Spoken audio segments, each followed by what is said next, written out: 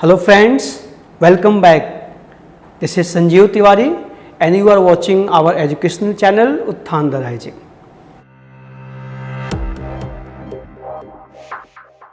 हमने पिछले सेशन में एक चर्चा शुरू की कि कुछ ऐसे नाउन्स हैं जो काउंटेबल होते हैं किंतु सिंगुलर होने के बाद भी उनके साथ आर्टिकल्स का प्रयोग नहीं किया जाता।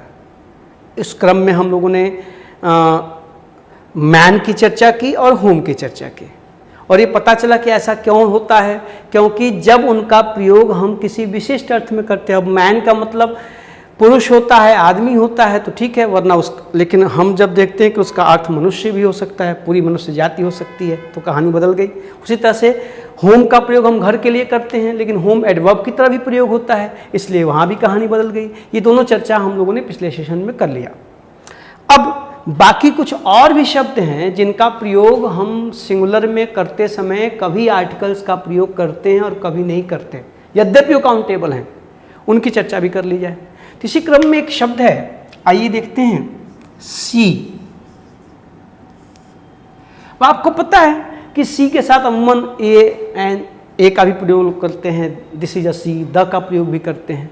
ये बिल्कुल सही बात है, भाई सिंगुलर है और काउंटेबल है, काउंटेबल नाउन है तो आर्टिकल का प्रयोग होगा ही होगा, इसमें कोई संदेह तो है नहीं। लेकिन इस सी का प्रयोग जब आप अपने वाक्यों में करते हैं तो आपको ध्यान ये रखना है कि अगर इस सी का मतलब, ये जो आप सी का प्रयोग कर रहे हैं, अगर इस सी का मतलब दो हो सकता है, जैसे आप इसको एक फ्रेज से समझिए, जैसे आप कहते हैं आप कहते हैं टू गो टू द सी, और फिर आप कहते हैं टू गो टू सी। तो ये दोनों ही फ्रेजेस सही हैं, या ध्यान से समझिएगा। मैंने यहाँ सी के पहले द का प्रयोग किया है, यहाँ पर सी के पहले द का प्रयोग नहीं किया है। समुद्र के लिए जब जाने शब्द का हम प्रयोग करते हैं, यहाँ पर हम जब गो का प्रयोग कर रहे हैं, तो जब आप द का प्रयोग कर रहे हैं तो यहाँ सी का मतलब है किनारे या बीच पर। आप अगर समुद्र के बीच पर गए हैं या समुद्र के किनारे गए हैं तो आप द सी गए हैं। लेकिन जब केवल टू सी आप कहते हैं, द का प्रयोग नहीं करते हैं, तो इसका मतलब है समुद्री यात्रा, या ध्यान दीजिएगा, अर्थात अंग्रेजी में इसको वॉयज कहा जाता है, VOYAG, वॉयज, समुद्री यात्रा। To go to sea means समुद्री यात्रा पर जाना, और to go to the sea means समुद्र के किनारे या बीच पर जाना। अब ध्यान से देखिए, उसी सी के दोनों अर्थ हो सकते हैं। देखिए आर्टिकल का जादू, कि वो आर्टिकल लगेगा तो मीनिंग कुछ और निकलेगी, हटेगा तो मीनिंग कुछ और निकलेगी। अगर आप इनका ध्यान नहीं रखते हैं तो आप खराब अंग्रेजी लिखते हैं, खराब अंग्रेजी बोलते हैं और परीक्षा में अंक तो गवाते ही गवाते हैं। इसलिए आर्टिकल्स के क्वेश्चंस आपको कभी कभी बड़े जटिल लगने लगते हैं, उसके पीछे की कहानी को समझना जरूरी है। अब देखिए जरा, इसका मतलब क्या हुआ कि अगर मैं कहूं कि ही वेंट, अब गो का पास्ट, ठीक है, टू द सी, तो इसका मतलब है वह समुद्र के किनारे टहलने गया। देखिएगा जरा, लेकिन अगर मैं कहूं ही went to sea, तो इसका मतलब है वह समुद्री यात्रा पर गया। देखिएगा जरा कितना बड़ा अंतर है, दोनों वाक्यों में सब कुछ एक है, सिर्फ एक द के लगने से मीनिंग कुछ और निकल रही है और द के हटने से मीनिंग कुछ और निकल रही है। ये आपको संभालना होगा, समझना होगा। अब क्वेश्चन बनेगा तो वो आपसे जानना चाहेगा कि मैं यहाँ जो वाक्य लिख रहा हूँ वहाँ पर सी के पहले द आएगा कि नहीं आएगा। आप इसका फैसला कैसे करेंगे? मीनिंग से। इसलिए ध्यान से मीनिंग निकालिएगा। देखिएगा जरा, कुछ और भी उदाहरण लेते हैं, इंटरेस्टिंग बात है, और यहाँ से सवाल भी बहुत बार बने हैं, आपको संभालना होगा। स्क्रीनशॉट लेते चलिए ताकि आप बाद में इसको दोहरा पाएँ। ले लिया? देखिए जरा, मैं आगे बढ़ रहा हूँ। ये देखिए, अब कुछ आपसे कई बार इस तरह के क्वेश्चंस पूछे गए और आपने अगर इन चीज़ों का ध्यान नहीं दिया तो आपने अपना नंबर गंवा दिया। अब मत गवाइएगा, अब मौका नहीं है। ये देखिए, अब जैसे मैं कहूँ कि there is a house at sea. अब ये मान लिए सवाल सेंटेंस आ गया आपके सामने। आप मुझसे पहले सोचते चलिए, मैं सेंटेंसेस लिख रहा हूँ, बताइए राइट है कि रॉन्ग है? बिल्कुल सही, रॉन्ग है। क्यों रॉन्ग है? क्योंकि समुद्र के किनारे पे घर होगा, घर समुद्र की यात्रा पे तो जाएगा नहीं। कॉमन सेंस की बात है। क्या गलती है? यहाँ पर सी की बजाय क्या होना चाहिए? द सी। बिल्कुल सही सोच रहे हैं आप, अगर ऐसा सोच रहे हैं तो, वरना अब से सोचना शुरू कर दीजिए। देखिए, वहाँ पर द का प्रयोग होना जरूरी है। लेकिन मैं कहूँ कि the ship went to the sea, यहाँ पर शिप का पर्सोनिफिकेशन किया गया है। अब आप बताइए, सोचिए जरा, क्या सोच रहे हैं आप? मैंने सही लिखा है कि गलत लिखा है? बिल्कुल सही, गलत लिखा है। ये भी गलत है। क्या गलत है? अब यहाँ पर द का प्रयोग नहीं होगा। क्यों? बात शिप की हो रही है। तो शिप समुद्र में जाएगी तो भैया हम समुद्री यात्रा करते किस में हैं? शिप के द्वारा ही ना। तो एग्जैक्टली जब शिप समुद्र में गया, अर्थात शिप में यात्री भी गए, उसके क्रू भी गए, इसलिए यहाँ पर समुद्री यात्रा का सेंस है। यहाँ पर समुद्री यात्रा का सेंस है, इसलिए सी के पहले द का प्रयोग नहीं होगा। यहाँ पर समुद्र के किनारे का सेंस है, इसलिए सी के पहले द का प्रयोग होगा। इस तरह से सवाल पूछे जाते हैं। आप थोड़ा सा चीज़ों को गहराई में समझना शुरू करिए। ऊपर ऊपर सिर्फ मैं देखता हूँ एक आदत है, क्वेश्चन बैंक सॉल्व करो, प्रैक्टिस बैच करो, ठीक है आपकी मर्जी है, लेकिन प्रैक्टिस करके आप कितने प्रश्न याद कर लेंगे? जब तक आपका कॉन्सेप्ट क्लियर नहीं होगा, आप इसकी गहराई में नहीं पहुँचेंगे, चीज़ें आसान नहीं होंगी। संभालिएगा।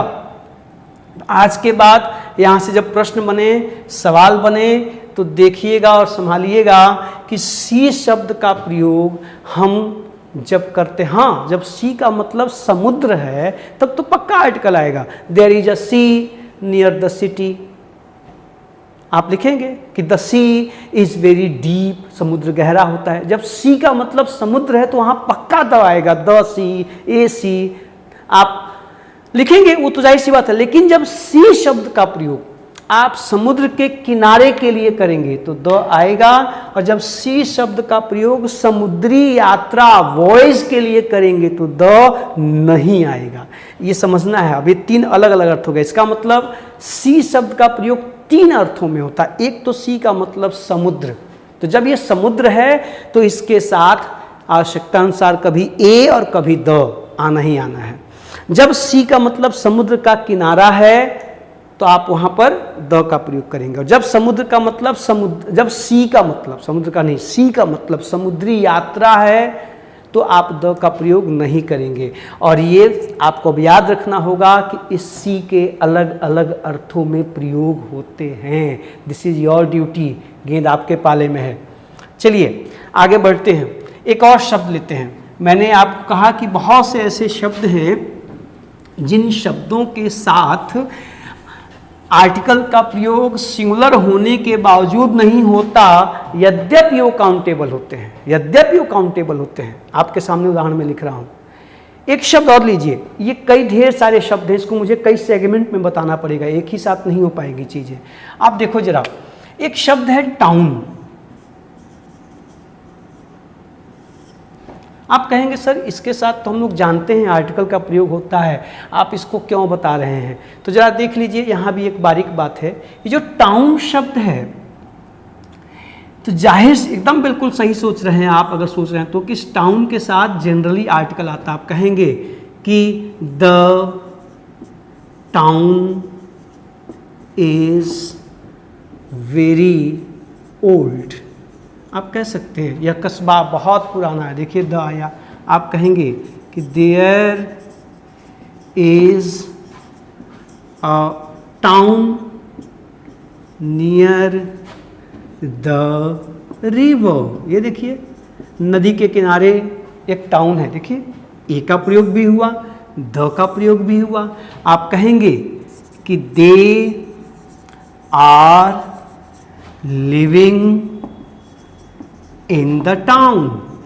कोई संदेह नहीं है दोस्त, आप जो सोच रहे थे कि सर टाउन के पहले तो आर्टिकल आता है, इसमें क्या खास बात है, कोई शंका नहीं है। हम जब टाउन शब्द का प्रयोग करते हैं तो उसके साथ आर्टिकल्स का प्रयोग होता है। देखिए मैंने यहाँ पे द का प्रयोग किया, यहाँ पे ए का प्रयोग किया, फिर यहाँ पे मैंने द का प्रयोग किया है, नो डाउट होता है।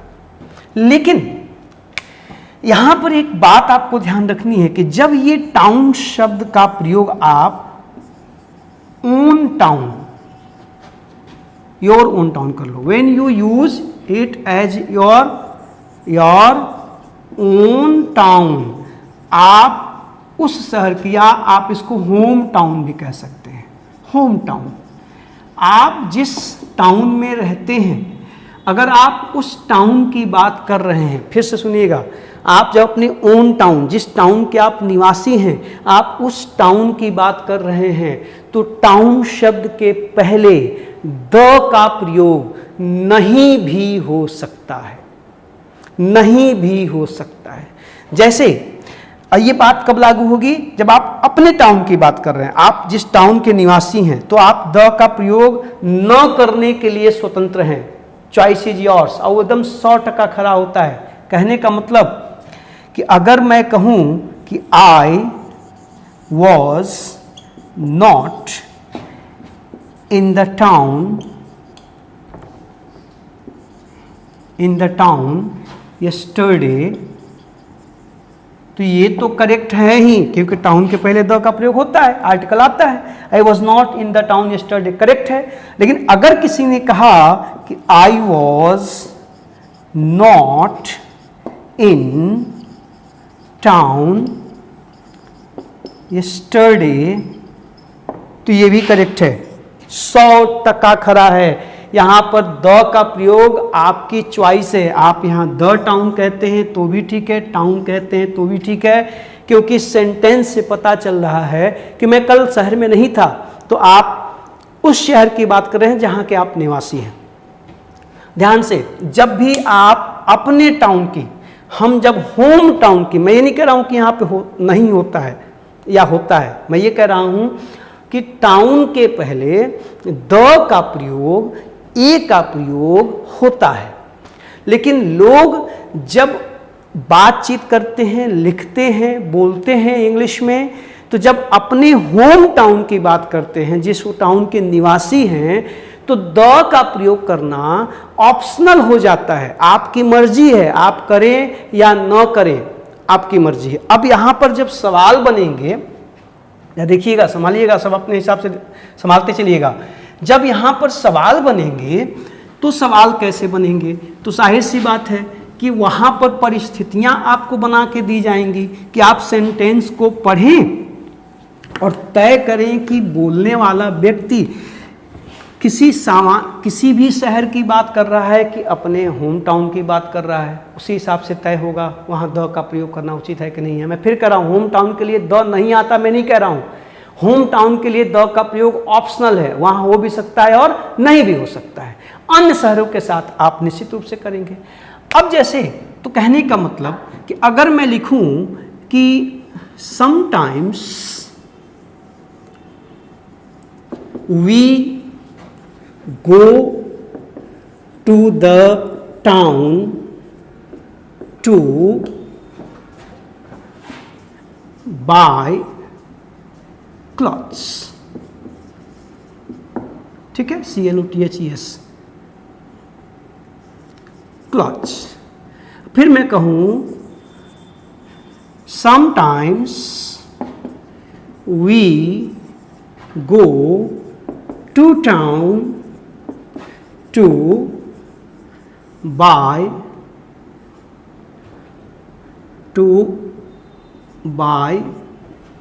क्लॉथ्स। ये देखिए, तो यहाँ पे ये दोनों सारे करेक्ट हैं। भाई टाउन के पहले आर्टिकल का प्रयोग होता है, लेकिन आप कपड़े खरीदने अमूमन कहाँ जाते हैं? अपने कस्बे की तरफ, अपने शहर की तरफ। तो उस अवस्था में देखिए यहाँ पर द का प्रयोग नहीं किया गया है, यहाँ पे किया गया है, कोई फर्क नहीं पड़ता। आप अपने शहर की बात कर रहे हैं कि हम लोग कभी कभी शहर में जाते हैं कपड़े खरीदने, तो आपका जो नज़दीकी शहर है, आपका जो कस्बा है, अब जो लोग इधर झूसी की तरफ रखते होंगे, नैनी की तरफ रखते होंगे, उनका टाउन कटरा है, सिविल लाइन से, तो उनका अपना ही टाउन कहलाएगा ना। तो आप वहाँ पे देखिए द का प्रयोग नहीं भी कर सकते हैं। लेकिन एक सेंटेंस देखिएगा जरा, इस सेंटेंस पे विचार कर, अगर मैं कहूँ कि last month I went to Agra, ठीक है, I stayed there 2 days, for 2 days. I stayed there for 2 days, but I didn't visit town. ये देखिए जरा, अब आप बताएं, यहां पर जो मैंने सेंटेंस लिखा है, मैंने इसमें कोई गलती की है? ध्यान से देख के सोचिए। Last month I went to Agra, पिछले महीने में आगरा गया। I stayed there for 2 days, मैं वहां 2 दिनों तक ठहरा। But I didn't visit town, लेकिन दुर्भाग्यवश कोई कारण होगी, व्यस्तता होगी, मैं शहर नहीं देख पाया। भाई आगरा जो जाए वहाँ पर जाके अगर ताजमहल को ना देखे, वहाँ जाके चीज़ों को ना देखे तो फ़ायदा क्या है जाने का। लेकिन किसी कारणवश मैं शहर में नहीं जा पाया, मैं शहर को देख नहीं पाया। विजिट करने का मतलब सिर्फ जाना नहीं होता, विजिट मतलब घूमना भी होता है, उसके लिए प्रयोग करते हैं। I am visiting the town का मतलब मैं शहर में आज घूम रहा हूँ, ठीक है। तो अब यहाँ पर देखिए, यहाँ पर कहाँ गलती है, पकड़ लिया आप लोग, बिल्कुल सही बात है। यहाँ टाउन के पहले क्या आना चाहिए? रॉन्ग है, द टाउन होना चाहिए। क्या होना चाहिए? The town. बिल्कुल सही सोच रहे हैं आप। क्यों? क्योंकि आप इस वाक्य को पढ़ के ही लग रहा है कि आप आगरा गए थे, अर्थात आप आगरा के निवासी नहीं हैं, वो आपका अपना टाउन नहीं है। आप वहाँ घूमने गए थे, 2 दिन रुके भी, लेकिन किसी कारणवश आप शहर घूम नहीं पाए, शहर देख नहीं पाए। यहाँ इस टाउन के पहले द का प्रयोग होना मस्ट है, because we are talking about some other town, not our own town, not the hometown. When you talk about your hometown, you have the liberty to use the or not. Article the का प्रयोग करें या न करें. But when you talk about other towns, you have to use the before them. Clear है?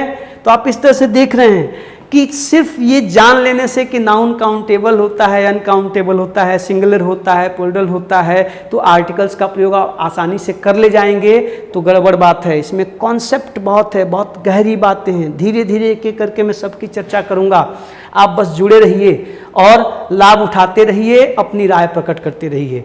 बाकी चर्चाएं next session में। Thank you.